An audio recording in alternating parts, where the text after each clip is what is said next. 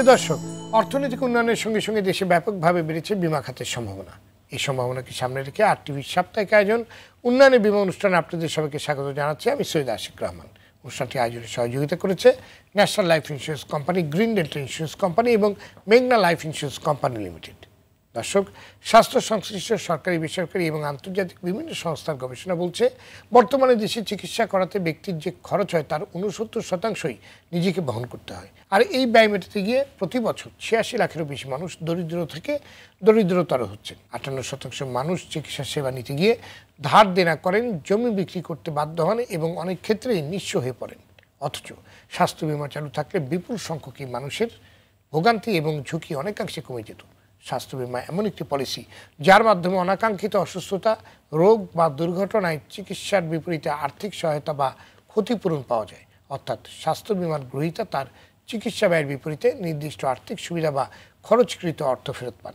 এতে রোগাক্রান্ত ব্যক্তি ও তার পরিবার সুরক্ষিত হন। কিন্তু বিপুল সম্ভাবনা থাকার পরেও বাংলাদেশে এখনও স্বাস্থ্য বিমার প্রচলন বা বিকাশ প্রত্যাশিত মাত্রায় হয়নি।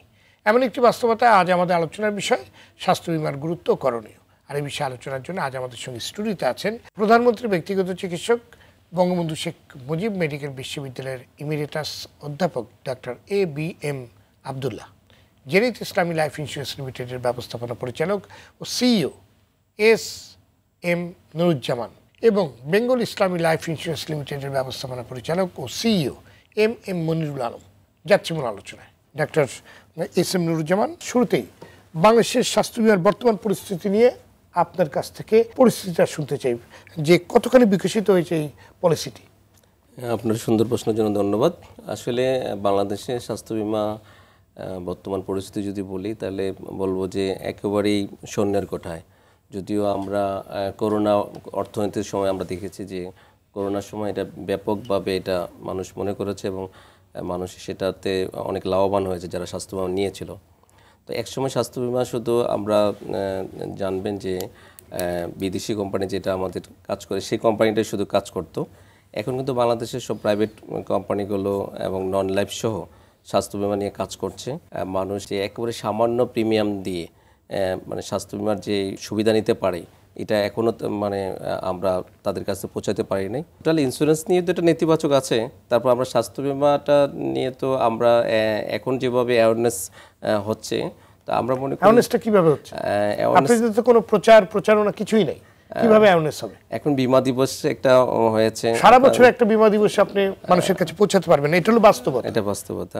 আপনি জেনে খুশি হবেন যে আমাদের কোম্পানিও প্রায় 4টা ইউনিভার্সিটিতে যদি এটা গ্রুপ স্বাস্থ্য বিমা একটু অল্প প্রিমিয়াম দিয়ে আমরা স্টুডেন্টদেরকে এই সুবিধাটা মানে দিচ্ছি। তো এভাবে যদি সব কোম্পানিগুলো আগিয়ে আসে, সবাই চেষ্টা করে সবার কাছ থেকে, তাহলে আমরা মনে করি যে অবস্থাটা আছে এটা অবশ্যই মানে চেঞ্জ হবে। জি, ধন্যবাদ আপনাকে জনাব মনিরুল আলম। বাংলাদেশে যেসব বিমা প্রতিষ্ঠান স্বাস্থ্য নিয়ে কাজ করছে তারা আসলে কি কি কাভারেজ দিচ্ছে? আমার কাছে মনে হয় যে স্বাস্থ্য বিমা আজকে খুব চমৎকার একটা উপস্থাপনা আনছেন, কারণ বাংলাদেশের গুরুত্ব অপরিসীম। আপনি যেটা বললেন, বিদেশে তো এটা চিন্তা করেন, আমাদের যখন বিদেশে যায় অথবা বাচ্চারা যখন পড়তে যাচ্ছে স্বাস্থ্য বিমা ছাড়া তো আসলে যেতেই পারে না তারা, আমরা বিদেশ ট্যুর করতে পারি না। বাংলাদেশের যে বর্তমানে যে মানে প্রেক্ষাপট যদি বলি, বাংলাদেশের স্বাস্থ্য বিমার যে কাজগুলো করছে আমাদের দেশে অনেক দিন, প্রায় 30 বছরের উপরে কিন্তু স্বাস্থ্য বিমা নিয়ে কাজ চলছে।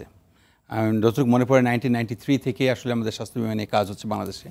যদিও শুরু হয়েছিল কর্পোরেট দিয়ে, বাট গ্র্যাজুয়ালি এখন ইন্ডিভিজুয়াল লাইফের দিকেও কাজ করছে।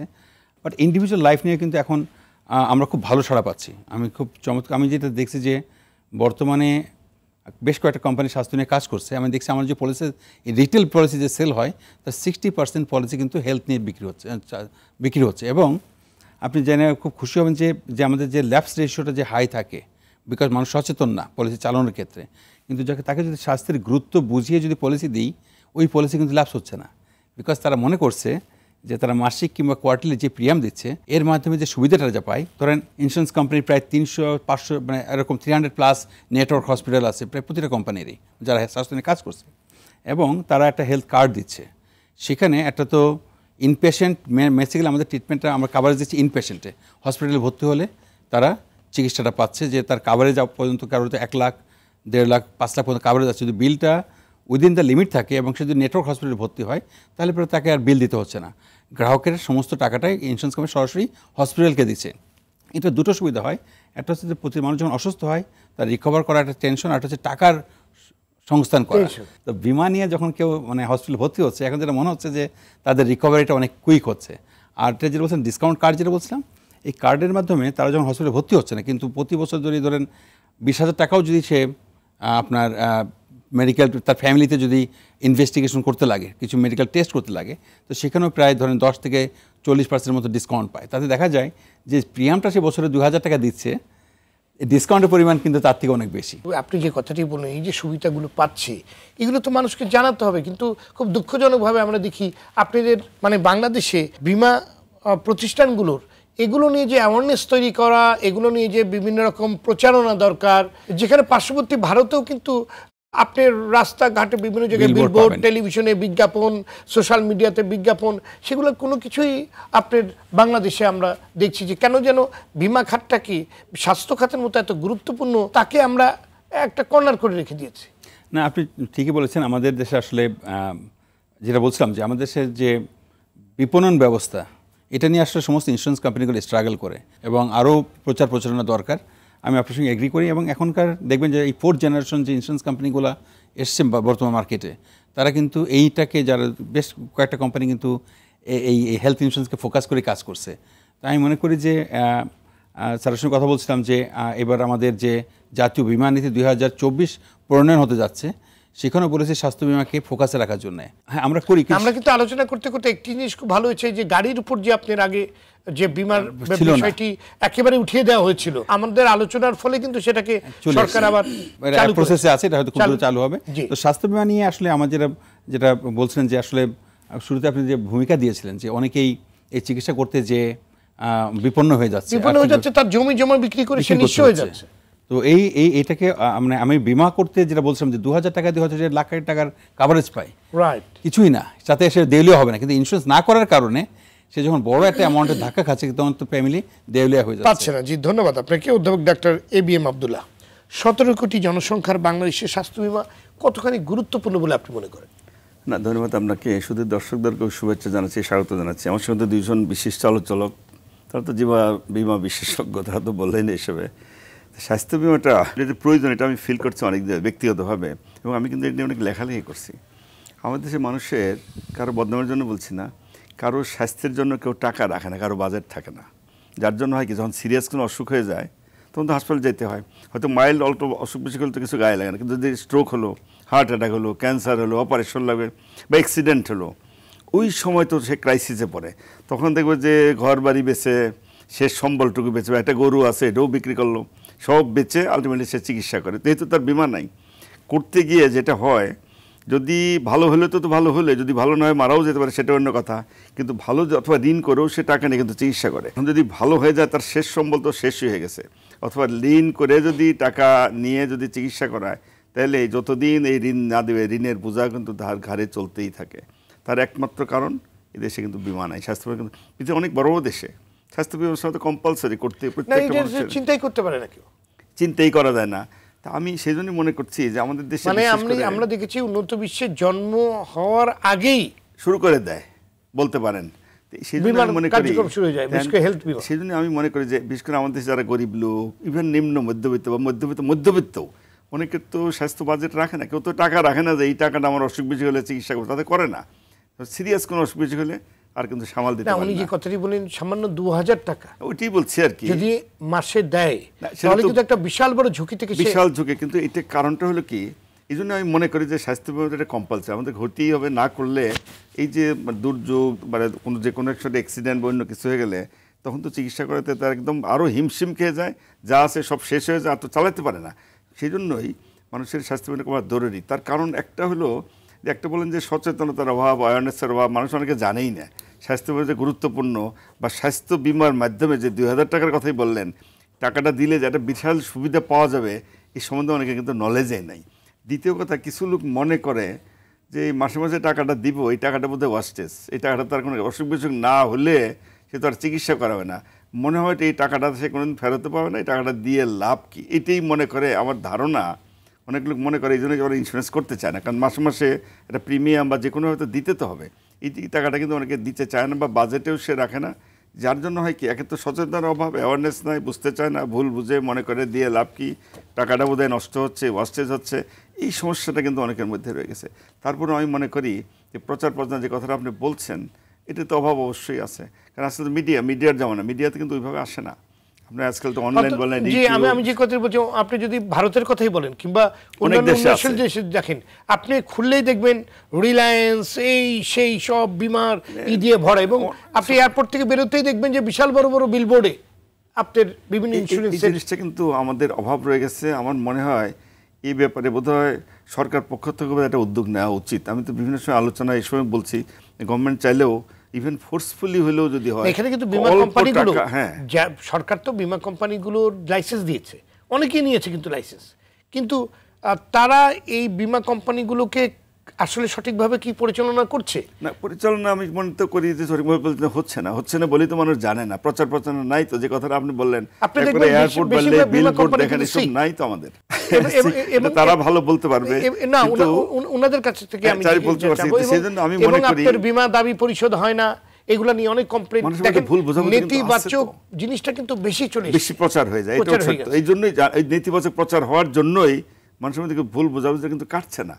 তা আমি মনে করি যে প্রচারটা পজিটিভ ওয়েতে যেন নেওয়া উচিত, মানুষ যেন বুঝতে পারে যে জিনিসটা এসেনশিয়াল। গভর্নমেন্ট নিলে যদি কম্পালসরি করে, গরিব লোকে যদি বসায়, গ্রামে গঞ্জে মানুষ যদি মনে করে যে 100 টাকা 10 টাকা হলেও যদি দেয় তোমাকে মাসে দিতে হবে, এরকম যদি একটা নিয়ম চালু করে, শুরুতে হয়তো যে কোনো কাজ চালু করতে গেলে ইজিলি হয় না। প্রাইভেট, তারপর সরকারি বিভিন্ন অফিস প্রতিষ্ঠান, সেগুলোকেও তো একরকম আপনার তাদেরকেও ওখানেও কিন্তু একটা অ্যাওয়ারনেস বিল্ড আপ করা যায়। তোমার স্বাস্থ্য বিমার জন্য তুমি একটা মিনিমাম টাকা রাখো, অ্যাওয়ারনেস করতে হবে। এবং গভর্নমেন্ট বোধহয় কিছুটা কম্পালসরি ছাড়া আমাদের কেউ কাজও করতে চায় না।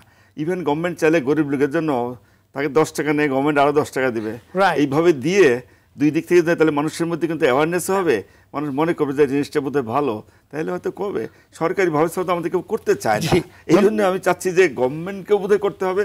আর যারা বিমা কোম্পানি, হ্যাঁ তাদের তো তাদের কাজই তো এটা, কিন্তু ওই যে নেতিবাচক যে প্রচারণা, একটা হয়তো টাকা ঠিক মতো দেয় না, পায় না, এই যে ভুল, এর কিন্তু প্রচার বেশি হয়ে যায়, কিন্তু মানুষের মধ্যে ভয় ঢুকে গেছে, অনেকে কিন্তু করতে চায় না। এই ব্যাপারটা বোধহয় খেয়াল রাখতে হবে। ধন্যবাদ আপনাকে ডক্টর এস এম নুরুজ্জামান। অধ্যাপক doctor A B M Abdullah যে কথাটি বললেন, যে গ্রাহকদের মধ্যে একটু ভয় ঢুকে গেছে যে আপনার এই যে বিমা দাবি পরিশোধ হচ্ছে না, কিংবা এই নেতিবাচক ধারণাগুলো, কিন্তু এটা অস্বীকার করার গ্রুপ অনেক বেশি, এবং এই ভয়গুলো দূর করার জন্য আপনারা কি করছেন?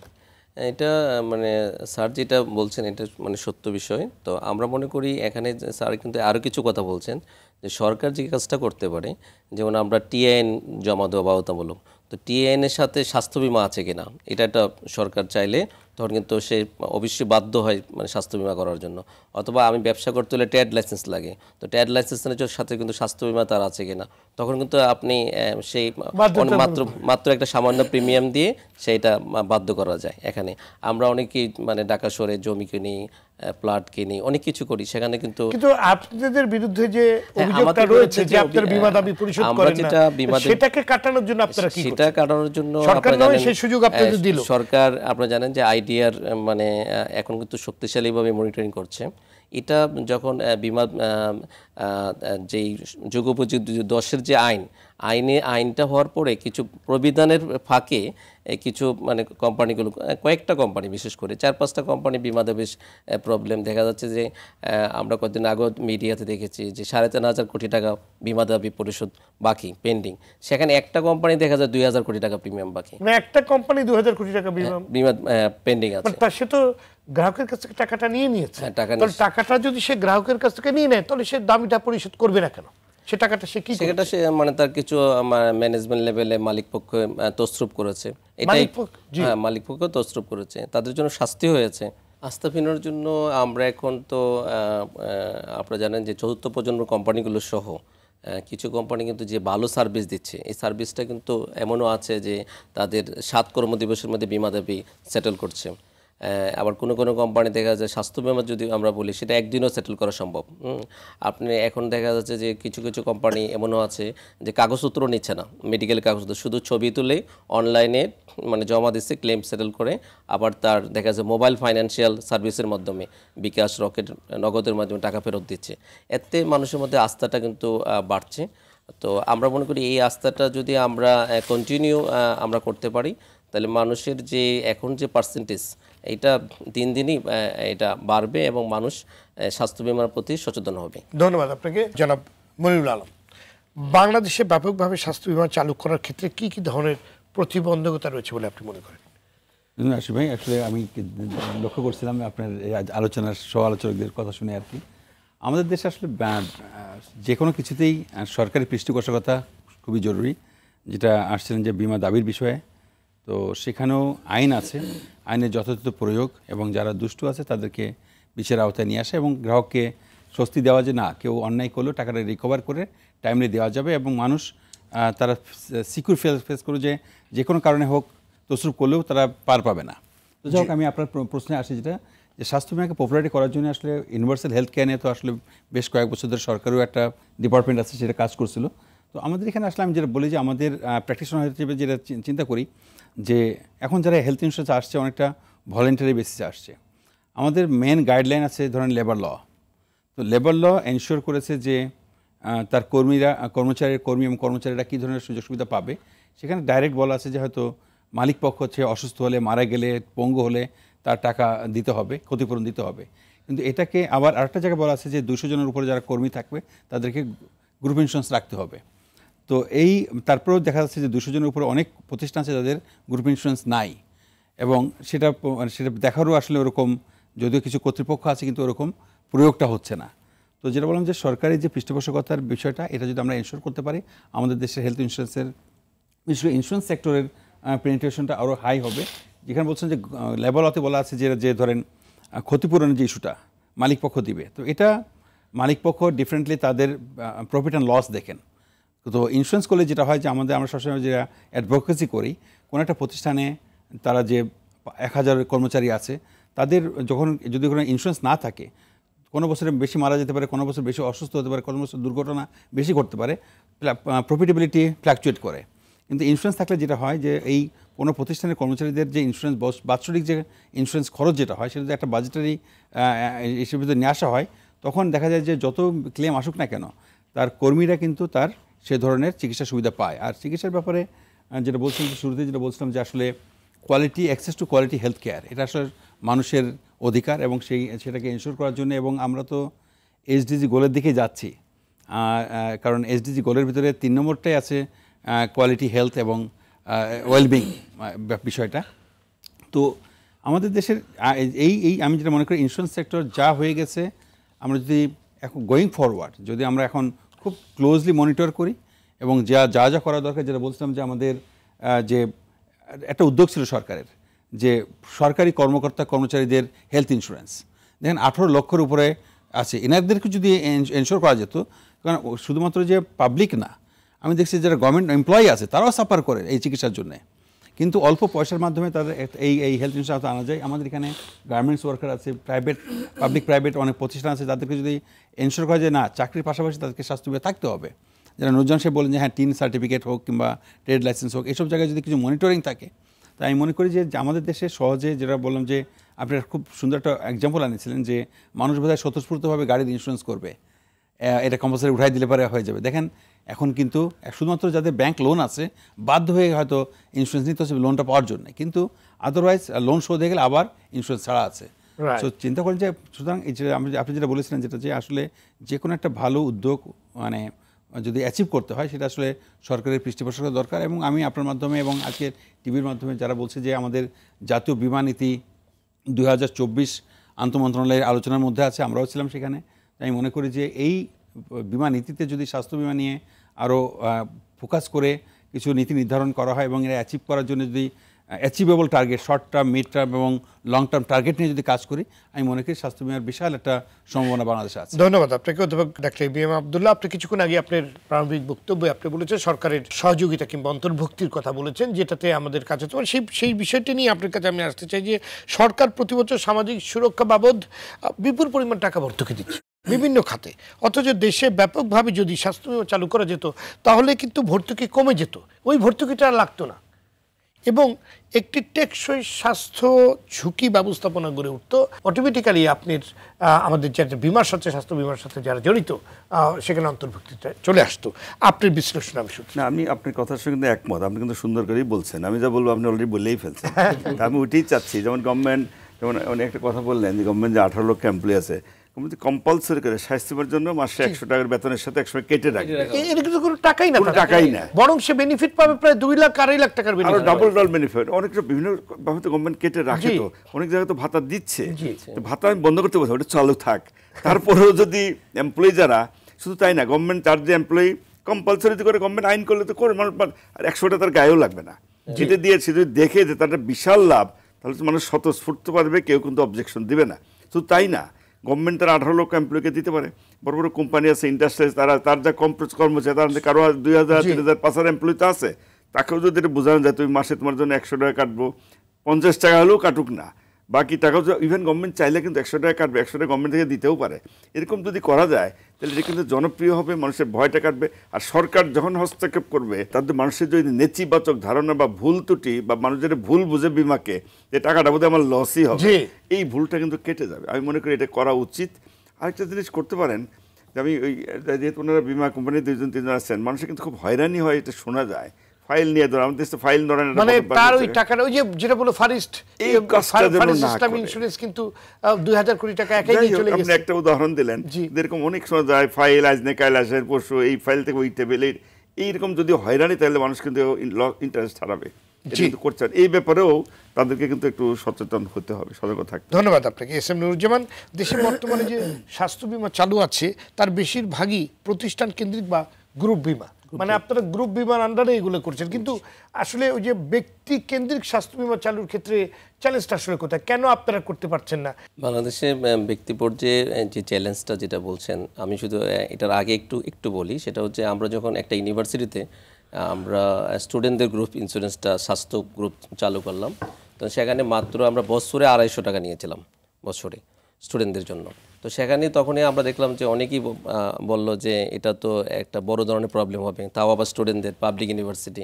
তো আমরা দেখলাম যে এটা 3 বছর তাদের সাথে খুব ভালোভাবে আমরা করেছি, এবং তারাও আমাদের সার্ভিসে হ্যাপি হয়েছে। তো আমরা এটা করতে গিয়ে আমরা দেখলাম যে ব্যক্তি পর্যায়ে যে যারা করতে চায় না, এটা না হওয়ার পিছনে কারণ হচ্ছে যে আমাদের সেই ধরনের ভালো মানের প্রোডাক্টও আমাদের অভাব। সেটার জন্য আমাদের বাংলাদেশে অ্যাকচুয়ারি সংকট, এটা একটা বিষয়। তারপরে আমরা তো আগেও বলছি যে আমরা এই অ্যাওয়ারনেস এখনও আমরা সেভাবে আমরা করতে পারি নাই। আপনারা দেখেন যে আমরা টোটাল ইন্স্যুরেন্সে কিন্তু 18 কোটি মানুষ নেয় নাই, সেখানে আমরা মাত্র 10% মাত্র আমরা ইন্স্যুরেন্স করেছি। 90% কিন্তু আমাদের স্বাস্থ্য বিমা বাদেও আমাদের ইন্স্যুরেন্স আমাদের যাওয়ার সুযোগ আছে। তো আমরা মনে করি যদি আমরা স্বাস্থ্য বিমাটা নিয়ে যদি এই যে বাকি 90% ইন্ডিভিজুয়ালের ক্ষেত্রে যেতে পারি, তাহলে আমরা একদিকে স্বাস্থ্য বিমারও জনপ্রিয় হবে, মানুষের আস্থার সংকটও দিন দিন কাটবে। মানুষ মনে করে যে 10 বছর পরে টাকা পাবো, এটা অনেক লং টাইম, কিন্তু যখন স্বাস্থ্য বিমাতে সে টাকাও পায়, তখন সে কিন্তু প্রিমিয়ামও দিবে, যেটা আমাদের আগের বক্তব্য বলছে যে তামাদির এটা রোধ হবে, এটা একটা বিশাল অ্যাচিভমেন্ট। তো আমরা মনে করি এটা যদি আমরা ডিজিটাল সার্ভিস দিতে পারি, অনলাইন ভিত্তিক, তাহলে মানুষের কাছে আরও বেশি করে আমরা নিয়ে আসতে পারবো। তো আমরা মনে করি যে এখন যেভাবে সরকার আইডিয়ার অ্যাসোসিয়েশন, ফোরাম সহ যেভাবে চেষ্টা করছে, তো আমরা মনে করি যে এই স্বাস্থ্য বিমা দিন দিনই জনপ্রিয় পাবে, এবং বাংলাদেশে এটা একটা বিশেষ করে আমরা যে করোনা ধাক্কার কারণে এটা যে আবার চিন্তা করে আবার বড় ধরনের কোনো ধাক্কা আসে কিনা, তখন এটার জন্য মানুষ এই কাজটা করবে। তো এই জন্য সরকারকেও আগায় নিতে হবে। আমরা সরকারও যদি এই ব্যাপারে আমাদেরকে যেভাবে বিমা দিবস করে দিয়ে আমাদেরকে অনেকটা বড় কাজ করেছেন, তো স্বাস্থ্য বিমাতেও যদি আমাদেরকে সেভাবে হেল্প করে, তা আমরা মনে করি যে বিমা কোম্পানিগুলো এই স্বাস্থ্য বিমার মাধ্যমে একটা বিরাট প্রিমিয়ামও পাবে এবং মানুষের সেবা করার একটা সুযোগ পাবে। ধন্যবাদ আপনাকে জনাব মনিরুল আলম। দেশে ব্যাপকভাবে স্বাস্থ্য বিমা জনপ্রিয় করার ক্ষেত্রে এবং এর সম্ভাবনাকে কাজে লাগাতে কি উদ্যোগ নেওয়া প্রয়োজন বলে আপনি মনে করেন? ধন্যবাদ ভাই। আসলে আমি চিন্তা করছিলাম আসলে স্বাস্থ্য বিমার সঙ্গে কারা জড়িত। আমরা বিমা কোম্পানি আছে মেডিকেল সার্ভিস প্রোভাইডার, হসপিটালস, আর ইন্ডিভিজুয়াল পিপল। তো তিনটা যদি ধরি আমরা, তো আসলে এই একটা সমন্বিত চিকিৎসার জন্য 3 জনেরই কোঅপারেশন দরকার। চ্যালেঞ্জ যেটা আমরা ফেস করি এবং যে কারণে অনেক কোম্পানি এই ইন্স্যুরেন্সের আসে না, বিকজ স্যার হয়তো একটু সাপ্লিমেন্ট করতে পারবেন, যেটা হচ্ছে যে হসপিটালের যে ডক্টরদের চার্জেস কোনো স্ট্যান্ডার্ড নাই। যখন শুনে যে ইন্স্যুরেন্স কোম্পানি পয়সা দিবে তখন দেখা যায় ইনফ্লেটেড বিল অনেক সময় আছে, উইথ ডিউ রেসপেক্ট আদার। হ্যাঁ, অনেকগুলা হয়তো কিছু কিছু টার্সিয়ারি কেয়ারে হসপিটাল আছে, তাদের রুলস রেগুলেশন আছে যে কোন চিকিৎসার জন্য কত টাকা তারা সার্জন চার্জ করবে। কিন্তু যেখানে মানে মফস্বল এবং বিশেষ করে যারা আরও নিম্ন একটু সেকেন্ডারি লেভেলে যারা আছে তাদের কোনো স্ট্যান্ডার্ড নাই। তো দেখা যায় যে এবং হ্যান্ড রিটেন বিল, আপনি বিশ্বাস করবেন, হ্যান্ড রিটেন বিল মানে হয়তো হসপিটালের বিল আসে একরকম, সঙ্গে ডক্টরদের চার্জেসগুলো, সার্জন চার্জ, অন্যান্য টিমের চার্জ বলে না এটা ওনাদেরকে আলাদা পে করতে হয়েছে, and we can't verify. So দেখা যায় যে মানে আমি যখন ইন্ডিভিজুয়াল আমরা যখন চিকিৎসা নিই তখন অনেক সময় ডাক্তারের সঙ্গে আমরা নেগোশিয়েট করি, কথা বলি। তো ইন্স্যুরেন্স কোম্পানির জন্য এটা অনেক সময় চ্যালেঞ্জ হয়ে দাঁড়ায় যে খরচটা হয়তো একটা এক্স অ্যামাউন্ট হওয়া দেখাচ্ছে এক্স প্লাস সামথিং হয়ে যাচ্ছে।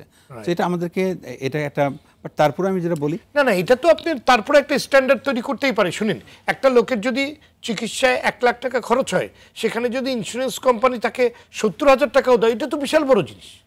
কিন্তু হিসিং হয়, মানে যেটা হয় যে অনেক সময় আছে যদি, তো এই সমন্বয়টার জন্য আমি বলি যে স্যার আছেন, আমি মনে করি যে যারা এই যে হসপিটাল অথরিটি যারা আছেন, হসপিটাল অ্যাসোসিয়েশন আছেন, ওনাদের সঙ্গে সমন্বিত কাজ দরকার। ইন্স্যুরেন্স কোম্পানি যারা আমেরিকাতে কিংবা পাশের দেশ ইন্ডিয়াতে আছে, তাদের কিন্তু অ্যাসোসিয়েশনে আছে, এই ইন্স্যুরেন্স কোম্পানির সঙ্গে তারা নেগোশিয়েট করে what will the premium rate, এবং মেডিসিন কোম্পানিকেও তার সঙ্গে রাখে, বিকজ মেডিসিন কোম্পানিও কিন্তু part of the medical service provider. So এই যে বললাম যে হসপিটাল, মেডিকেল সার্ভিস প্রোভাইডার, দেন ফার্মাসিউটিক্যালস কোম্পানিজ, তো এই যে এবং সরকার, এটা সমন্বিত একটা, আমাদের দেশে আমরা আইসোলেশনে কাজ করি। আমি অনেস্টলি বলি যেটা যে আমরা ইন্স্যুরেন্স কোম্পানি দেখেন আমরা কিন্তু অন্যান্যদের থেকে আলাদা, একের মতো কাজ করছি। না পারছি আমরা কাজ করতে হসপিটালের সঙ্গে বোঝানোর জন্য যে ভাই এটার প্রয়োজন আছে, তোমরা আমাদেরকে সাহায্য করো, গিভ আস জেনুইন বিল, একটা স্ট্যান্ডার্ড বিলের মধ্যে রাখো, যাতে আমরা স্যার যদি আমার অনেক ডাক্তারের সঙ্গে কথা হয়েছে ব্যক্তিগতভাবে, তারা বলছে না আমাদের জন্য সুবিধা। কিছু কিছু হসপিটাল বলে যে যখন শুনি যে এর ইন্স্যুরেন্স করা আছে, আমরা খুব পিসফুল মনে করি এই কারণে এই বিলটা নিয়ে আমাকে হিজিং করতে হবে না। তো সমৃদ্ধ হসপিটালে হারুন স্যার যখন আমি 93-94 কথা বলি, তো উনি বলতে সকালবেলা একদিন যে হাজির হয়েছি, তো উনি বলেন যে সকালবেলা ওনার কাজ তাকে ডিসকাউন্ট দেওয়ার, বলে আমার আধা ঘন্টার কাটে শুধু ডিসকাউন্ট, এখন ইন্স্যুরেন্স হলে পরে এই ঝামেলা আমার যাবে, মানে পেমেন্টটা যেহেতু ইন্স্যুরেন্স কোম্পানি যাবে। তো আমি মনে করি এরকম অনেকে এই হেলথ ইন্স্যুরেন্স পপুলার করা যায়, অনেক ডক্টর হেল্প করতেছে আমাদেরকে। তো আমি মনে করি একটা সমন্বিত উদ্যোগ দরকার এই স্বাস্থ্য বিমাকে মানুষের সামনে পপুলার করার জন্য। তো মানে এটাই আমার শেষ। ধন্যবাদ আপনাকে। আমাদের আলোচনা একেবারে শেষ পর্যায়ে। অধ্যাপক ডক্টর ইব্রাহিম আব্দুল্লাহ, বাংলাদেশের আর্থসামাজিক বাস্তবতায় স্বাস্থ্য বিমার মডেলটা আসলে কেমন হতে পারে? সংশ্লিষ্ট সরকারি সংস্থা এবং বেসরকারি খাতের প্রতি আপনার পরামর্শ কী? আমরা তো সরকারকে কথাও বলতে পারি উন্নত বিশ্বের মতো যে একটি বাচ্চা, একটি সন্তান ভূমিষ্ঠ হওয়ার সাথে সাথেই তার একটি স্বাস্থ্য বিমা হবে। না, এটা আমি একমত করতে পারি। তবে তার আগে একটা কথা বলি, আপনি যে কথা যে বললেন যে হসপিটাল, হ্যাঁ হসপিটাল বলতে কিন্তু প্রাইভেট, সরকারি, বেসরকারি সবই তো আছে। সরকারিতে তো এসব হওয়ার কথা না। প্রাইভেট আপনার ঢালাও সবাইকে না দিলেন, সিলেক্টেড কিছু প্রাইভেট যে হসপিটাল বা ক্লিনিক যেগুলো আছে বা যেগুলো রিনাউন্ড ক্লিনিক, আপনি ইচ্ছা করলে তাদের সঙ্গে একটা মানে নেগোসিয়েশন বা মেমোরেন্ডাম এরকম কিছু একটা কিন্তু করা যেতে পারে। অথবা একটা ফিক্সড অ্যামাউন্ট, বিল যতই হোক আমরা এত % দেবো, এরকম একটা করে শুরু করা যেতে পারে। কিছু কিছু হয়তো মেল প্র্যাকটিস করে বা এই করে কিছু করে বলে ঢালাও সবাই যে বন্ধ হবে বা করা যাবে না, এটাও ঠিক না। যে কোনো কাজ তো চ্যালেঞ্জ আছে, চ্যালেঞ্জ নিয়েই কিন্তু আমাদের ওভারকাম করতে হবে। চ্যালেঞ্জ সাথে কোনো কাজ সহজে হলে তো এত কথাই বলা লাগে না, এত আলোচনাও লাগে না, তাই না? চ্যালেঞ্জ তো আছে, ওই চ্যালেঞ্জটাকে নিয়েই আমাকে কাজ করে যায়। পুরো দেশেই তো অনেক কিছুই চ্যালেঞ্জ আছে, তার মধ্যে বিমাটা অন্যতম একটা চ্যালেঞ্জ। আর বিমা তো শুধু স্বাস্থ্য না, অন্যান্য বিমা তো কত কিছুতেই তো বিমা করা হয়, সব কিছুতেই চ্যালেঞ্জ। আমি মনে করি যে প্রথম কথা এটা আমাদের দরকার, এটা করতে হবে। যেটা বললেন, হ্যাঁ জন্মের পর থেকে যদি গভর্নমেন্ট যদি আইন করে, কম্পালসরি করে বা সরকারি কর্মচারী দিয়ে শুরু হবে, আপনি উন্নত বিশ্বের যে কোনো জায়গায় আপনি দেখবেন একটি সন্তান মানে সন্তান ভূমিষ্ঠ হওয়ার সাথে সাথে তার একটি হেলথ ইন্স্যুরেন্স, যখনই তার তো বার্থ সার্টিফিকেট সব রেডি হবে, ওই সময় কিন্তু ফ্যামিলির উপরে চাপ থাকবে, করবে তারা।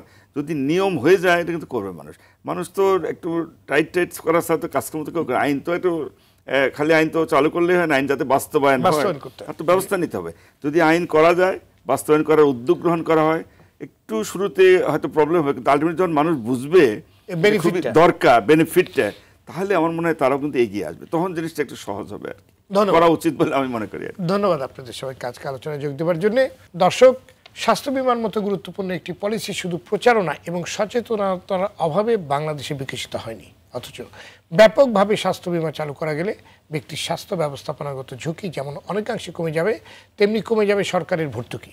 আজকে আলোচকরা যেমনটি বলবার চেষ্টা করেছেন, কিছু ঘটনার কারণে সামগ্রিক বিমা খাতে গ্রাহকদের যে আস্থাহীনতা তৈরি হয়েছে তা দূর করতে হবে, ইতিবাচক প্রচারণা চালাতে হবে। যাদের বিরুদ্ধে গ্রাহক ঠকানোর অভিযোগ উঠেছে তাদের বিরুদ্ধে শাস্তিমূলক ব্যবস্থা নিতে হবে।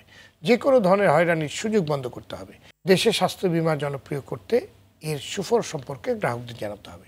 সরকারি বেসরকারি উদ্যোগে এমন একটি স্বাস্থ্য বিমা চালু করা যেতে পারে যেখানে ব্যক্তি, সরকার এবং বেসরকারি খাত যৌথভাবে প্রিমিয়াম পরিশোধ করবে এবং গ্রাহক সুবিধা প্রদান করবে। বাংলাদেশের আর্থসামাজিক বাস্তবতায় চাহিদা ভিত্তিক সময়োপযোগী ভালো পণ্য বাজারে আনতে হবে। দেশের স্বাস্থ্য বিমাকে বাধ্যতামূলক করা যেতে পারে। দর্শক, আজ পর্যন্তই। আগামী সপ্তাহে আবারও দেখা হবে। জানিয়ে রাখছি, উন্নয়নী বিমা অনুষ্ঠানটি আয়োজনে সহযোগিতা করেছে national life insurance company, green delta insurance company এবং মেঘনা লাইফ ইন্স্যুরেন্স কোম্পানি লিমিটেড। সবাই ভালো থাকুন, সুস্থ থাকুন। সঙ্গে থাকার জন্য ধন্যবাদ।